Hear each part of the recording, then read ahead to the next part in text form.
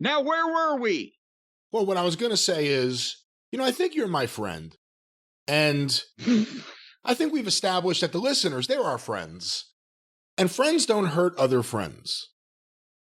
There's no reason to go on about Raw for a long time. I know you watched it. You watched it on your own. There was no provocation for this incident. I thought you would drag me through the mud and chasten me and cudgel me if I didn't try to keep up with some of the WWE stuff this week. But yeah, I do have some brief thoughts about a couple of things. Would you like to hear them? I think we will hear them. That's a full-throated Of course, we want to hear. I mean, there were some interesting things. Yeah, of course we want to. Yeah, you want to hear this like you want to see your fucking dick in between two mousetraps. All right. Listen, I think the first hour or so, it felt like one show, and then it just turned into a different show. I don't know, because I didn't see the Bianca Belair against Nikki Cross, formerly Nikki Ass. And here, another bad gimmick rehab. At least they've let this poor girl take her superhero outfit off. But I don't know whether or not Nikki's going to be on my must-watch list. But they had that. And then a lot of people were talking about the Brock Lesnar and Bobby Lashley showdown here. And again, yes, they're going for the chaos. And we like that. There needs to be more chaos in these things. Just these phony-ass backstage beatdowns and ridiculous, long, redundant heat angles where nobody tries to help. We're always blistering. Well, they don't have any security, whatever. So they're trying to button up a few of these loopholes. But I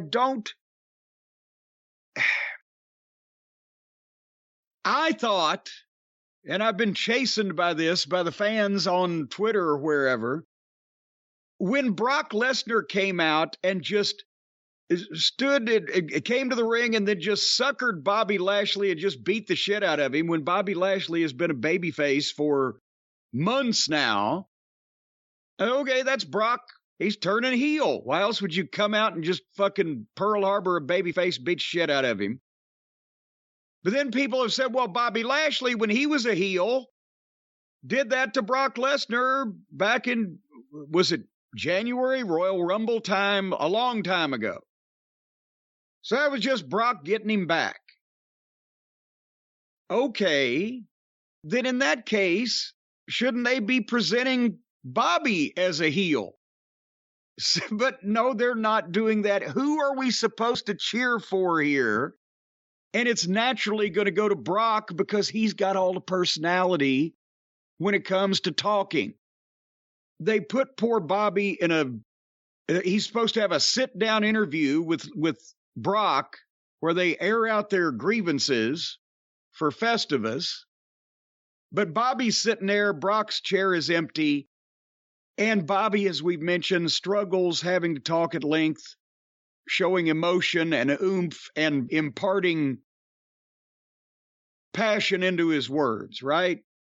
And then Lesnar's music plays, and he comes out in the arena and calls Bobby out. So the people are going crazy for this. Because yes, the guy's out here live in front of us. Instead of we're watching him on the screen, and the guy's challenging for a fight like all the fucking good people in Texas. So if Bobby's supposed to be a heel, then that's fine. But if Bobby's supposed to be a babyface, they are pissing in his mouth. Are they not, Brian?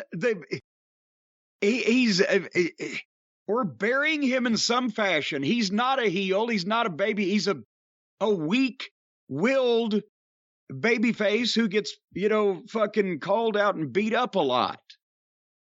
And I think a lot of it depends, too, on what happens with Brock. Is Brock here just for Crown Jewel? Is Brock here through Mania? Is Brock here through just the Rumble?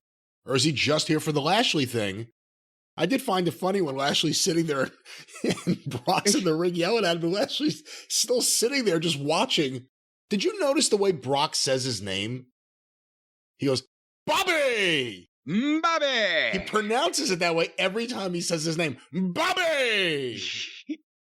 But the psychology of this. So again, Brock comes out and says, hey, let's just have a fight. Let's not talk. So yes, the people are all over that. And they're in Texas. He's put Texas over. Well, here comes Lashley. And then Corey Graves says, well, where's security? Well, why do we need security yet? Because it's obviously this is a validated thing because everybody's entrance music played. They played Brock's and now they're playing Lashley's. So, and even though they've called for a fight, nobody's been in a fight yet, so there shouldn't be any security, except if they're trying to prevent a fight, then why are they playing the guy's music for him to come to the ring to fight? So then they have a fight. And here comes security and referees and all the preliminary guys, and they have a big pull apart, and there's Triple H directing traffic like Dana White, and that part's exciting, and it's great to have a bunch of those bodies. But then as we will see later on in the program, they've now established that not only do they have a fleet of security there, but that other guys will come out to separate a fight or a conflict or unauthorized activity. And then in an hour and a half, apparently they couldn't pay the overtime on the security, and nobody comes out to help attempted beheading. So I like the fight between Brock and Bobby. I'm confused as fuck about everything else. I like the fight. Is the idea that all these guys that ran out there to break them up, that were ready to break them up, they said, don't let them fight, don't let them fight. All right, hit his music, but don't let them fight. Why did they hit the music? They hit the music like 20 seconds. Nah, that was too long, but maybe 10 seconds before he came out. And then he comes out. The music was unnecessary because you would have had a better reaction from the fans. The worst thing about this, though, go back and watch it, the camera cuts. It's every second. Oh, yeah. It's nonstop. They have a really impressive shot, the wide shot, because then you get to see all the humanity out there trying to separate these giant men.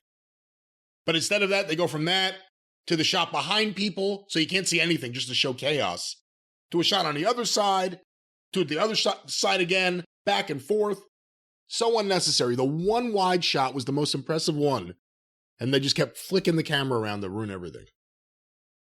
Well, the reason why I watched Raw was because I heard about one match on it, and I said, I know what's going to happen, but I got to see it because I'm interested in one of my boys, one of the future of the WWE, the guy who's going to be, or at least was going to be, the champion in a few years and is now potentially, I don't know, somehow sat on Triple H's dog in catering or something.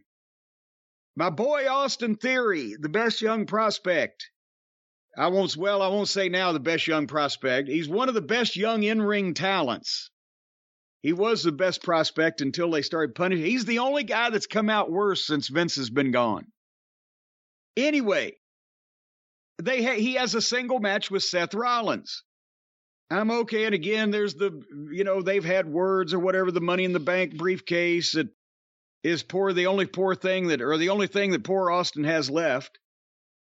But this is a heel match. And again, who's the goddamn heel? Can we at least, establish somebody? And Theory right now looks better physically than Seth does.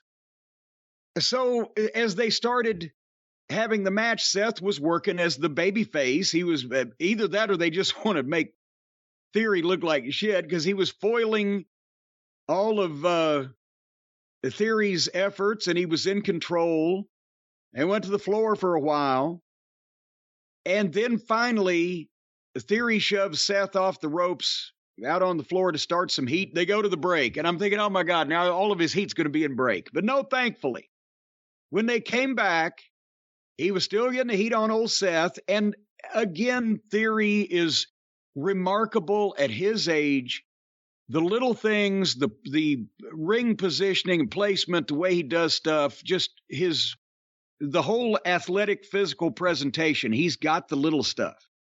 I would have loved to have had a kid like that in OVW. And finally, Seth fights back and hits. a bunch of dives.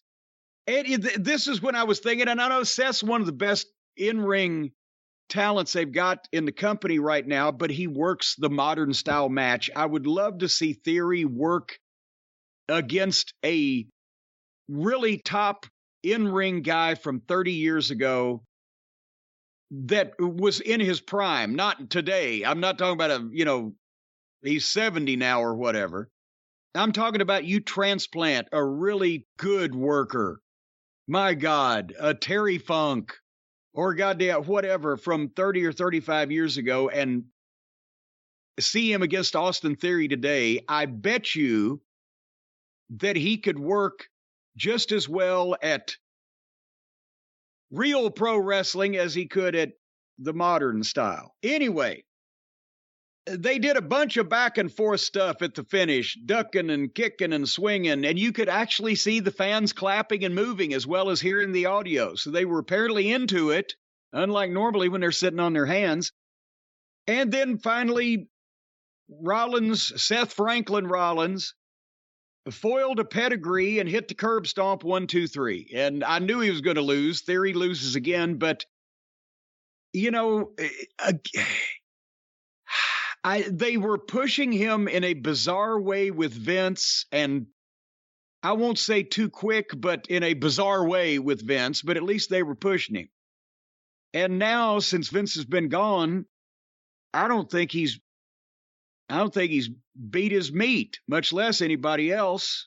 So I don't know what's going on, but I love this kid. But we were an hour in the show and it had 2 matches and a fight.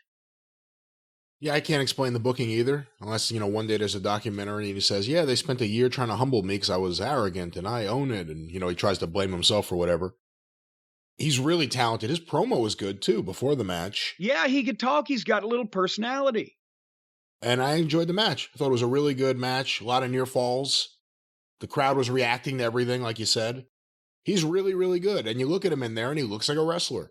And just, again, he's young. And I not only saw, I first thought, the Austin Theory, he's a good looking guy. He's got the physique. You think of a guy in a long robe like that in the Territory days, or a ravishing Rick Rude as he gets older. I saw Rick Rude. We worked with Rick Rude. I've told stories about that when he was the same age as this guy.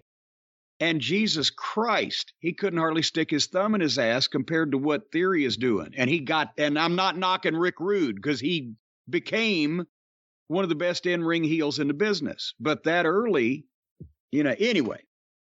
So did you like the sublime and the ridiculous? Was this what you were talking about the first hour and then we went downhill? Roman Reigns and Paul Heyman come out. Yeah, this is the end of the show, this segment. Well, I was about to say, how can this ever possibly go wrong? And we found out. But the fans were chanting, "Oosie, Oosie, they've got something." Not feeling very Oosie, that fucking promo. Anyway, Reigns cut a great promo. No reason to browbeat it to death, but he sounds and looks and speaks exactly like he's presented, like he should.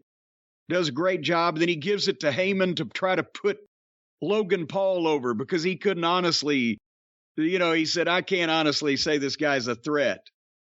And then Paul Lee, recovers and backhandedly puts Logan Paul over a little bit in another great delivery, and then mentions now they're going for, and this is a good idea. Again, it's old-fashioned wrestling. The guy's got however many steel screws in his knuckles, is in his hand. It gives him a knockout punch. They did the same thing with Luger when he had the arm surgery and had the metal thing put in his arm, blah, blah, blah. But then, here comes The Miz. And The Miz comes out in his ridiculous Kermit Green accoutrements and validates Logan Paul's right hand because he knows him well. He brought him into business. And then offers his assistance to Roman Reigns. And Roman Reigns says, why is everyone talking about Logan Paul knocking me out? and knocks out Miz. So the whole show is the faces fighting faces and heels fighting heels. But, and then I will let you comment on this, after the break, The Miz is in the back, acting goofy again with an ice pack on his chin and doing a comedy routine with Mustafa Ali. So the top box office attraction in the company, without Brock Lesnar being involved maybe, knocks the guy out, and 5 minutes later, he's doing a fucking comedy skit about his tiny balls. Your thoughts? I don't hate The Miz like you do. If he came out there in normal clothes, everything he does would be acceptable in the world of professional wrestling. But the way he dresses, to me, I agree with you on that. The Mustafa Ali thing, the Gargano show long stuff. You know, we hear a lot about WWE approaching AEW wrestlers. This is why. They need more guys on this show. They actually just don't have the people to fill up this show with. And I know there's going to be a big Mustafa Ali or a big Johnny Gargano fan that's going to disagree with me, but I said that's where the show ended for me. That's where it felt like the main event caliber people on the show ended for me. Yeah. And I zoned out for the rest of the show. I watched it, but I zoned out.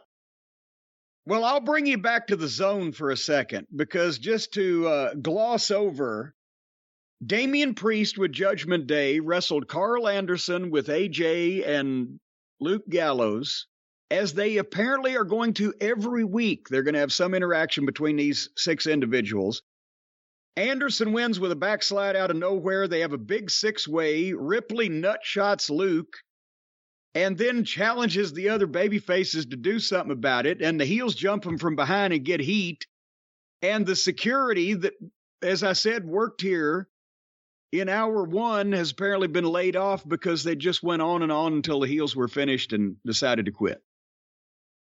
And we're an hour and 45 minutes into the program at this point. And then there was one more thing that I liked on this show, and it's JBL. Bradshaw is a fucking hoot. Because what was it, last week or on one of the shows, they were in Oklahoma, and he was able to come out and just be, you know, easy as pie, the Texas-Oklahoma rivalry, right? Which is real and everybody knows about it. Now they're in Texas. He's got to be a heel in his home state. So he comes out and puts Texas over huge. Texas and all the great Texans that he mentioned in the past, does the big babyface promo about Texas and Texans, until you snowflakes came along and turned the whole state into an embarrassment. And with a bing, he switches heel and effortlessly, and he's having so much fun doing it, because that's the thing about Bradshaw. He genuinely enjoys being a fucking smartass. And that's why he's a great heel promo.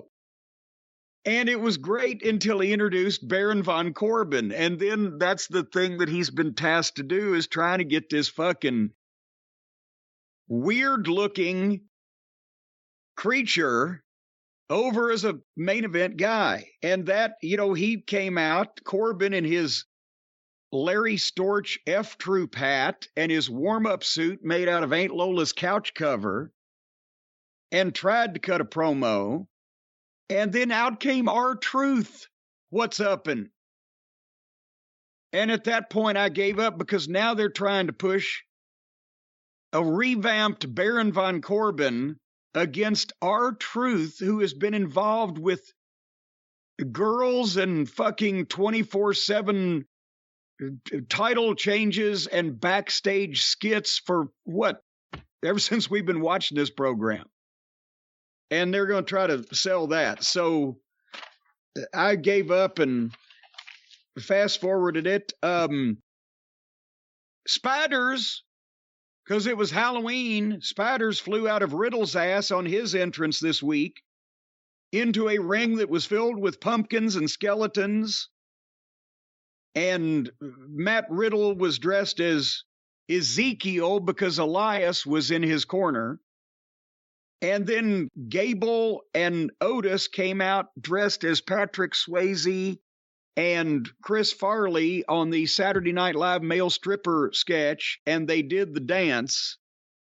And they had a trick or street fight match with a ring filled with pumpkins and skeletons and the ghost of Christmas past. And then The Miz wrestled Mustafa Ali. And then Johnny Gargano did a tell-all sit-down interview about the plot that Dexter Lumis is conducting somehow. It was written and performed by 10-year-olds. And then the main event was a 6-girl tag. And that was Monday Night Raw, folks. The former home of Stone Cold Steve Austin and The Rock and The Undertaker and et cetera, has been reduced to cable access level television. That Gargano segment has to be seen. His acting is so bad. And then Byron Saxton's acting is even worse. So you have the interviewer and the wrestler, and it almost looks, by the way it's cut, it almost looks like they're not even in the same room. And well, I don't know if I'd want to be in the same room with either one of them doing that shit either. Horrible. Whose idea was that? I don't know what kind of pictures Gargano has of somebody important. Maybe he's the one that stooged on Vince. Maybe he had the secret files all along. That's how he's stayed on television. Well, it's certainly no prize to watch Raw. However, transition time, ladies and gentlemen. As you hear the sound of a power drill in the background, Brian Last is going to drill in and zero in on his next subject. Perhaps on another Monday Night Raw, the World Series won't be rained out, and you'll be able to watch that game and wonder, I wonder, who will hit more home runs tonight? Or better put, how many home runs will player X hit tonight? Or better put, well, I wonder, oh, but oh, ho. Who's gonna win Prize Picks? You want your daily fantasy. You want to make your entries. You want to make your player projections and select more or less. Well, I wonder, oh, but oh, ho. Who's going to get rich on Prize Picks? You know you can win a lot of money at this horse shit. And I'll tell you something, folks. Now, say, what's the matter with you? No, we're talking dollars here. We're talking dinero, big bucks. We're talking cashola, cashish even. You can win this stuff. They even give you some. If you give them some, they'll give you some. It's like my favorite number. Not 69, 68. Give me one, I'll owe you one. That's what Nikolai Volkov used to say. It never made sense when you broke it down, but it was funny the way he delivered it, what with his accent and everything. However, let's say that you want to win some money and you know something about sports and you want to play not against other people, but against the projections. Because you've heard about these things. They've been on the news. Now there's projections of people. I guess they call them holograms. And you can play against these holograms of people. Now, you don't want to play against, I don't know, Bear Bryant or George Steinbrenner or some expert, but if you just find a projection or a hologram or whatever they call it of just some random nitwit that doesn't know anything about sports, you could probably win. Have you seen these projections? They look lifelike. I mean, I've seen projections from Prize Picks, and of course, I've seen holograms. I don't know. I'm not exactly sure what you're saying, to be quite honest. Oh, it's playing you versus the projections on Prize Picks. I thought that meant that they actually projected into your house an opponent for you. What are the projections on Prize Picks? Well, they have a projection for a certain game or I can't even talk, or a certain athlete or what they'll do that day. Let's say it's one of the greats on the Mets when baseball season was happening before the playoffs ended for the Mets. And you could say, I think this player, Starling Marte, is going to steal 3 bases today. And then Prize Picks may say, you're crazy. We project 2 stolen bases. Why do you have me explaining this? Why don't you explain it? Well, the important thing is somebody going to call the cops. This guy's running around stealing shit right and left.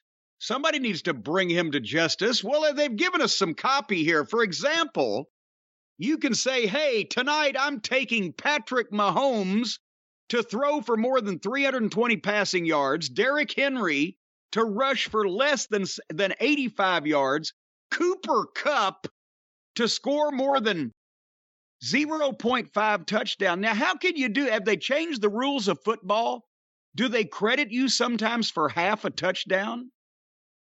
I thought if you made a touchdown, it was pretty much all or nothing, kind of like being pregnant. But if Cooper's Kupp scores more than 0.5 touchdowns, you could win some money. See, that's how it works. That's what's going on. I understand now. You pick 2 to 5 players, and if they score more or less, or do more or less, or win more or less, or lose more or less, well, you more or less win. You can win up to 10 times your money on any entry. And Prize Picks offers projections on any sport you watch. NFL, NBA, MLB, NHL, PGA, college football, men's college basketball, women's college basketball, soccer, WNBA, esports, NASCAR, tennis, MMA, boxing, disc golf, Euro basketball, cricket, cockfighting, and many more. No cockfighting. So they scratched that one out. They must have discontinued that. You can make entries in 60 seconds or less. It's that easy. And as you have heard by Brian's succinct explanation, it's very easy to understand. You can make safe and fast withdrawals, and it's even easier to make deposits. And they're currently operational, which apparently means legal, in over 30 states and Canada, but they're growing. You know, we got 20 states that are just lagging behind. And right now, folks, download the Prize Picks app or go to prizepicks.com. That's prize as in prize, picks as in P-I-C-K-S, prizepicks.com to sign up and play now. First-time users get a 100% instant deposit match up to $100 with the promo code JCE. If you put in 100, Prize Picks will give you 100. If you deposit 50, they'll give you 50. If you try to take out something without depositing something first, they'll call the law on your ass. And don't forget to enter promo code JCE at sign up for an instant deposit match of up to $100 and figure out whether Tyreek Hill is going to catch less than 3.5 passes. If you catch a half a pass, doesn't that mean you drop the other half?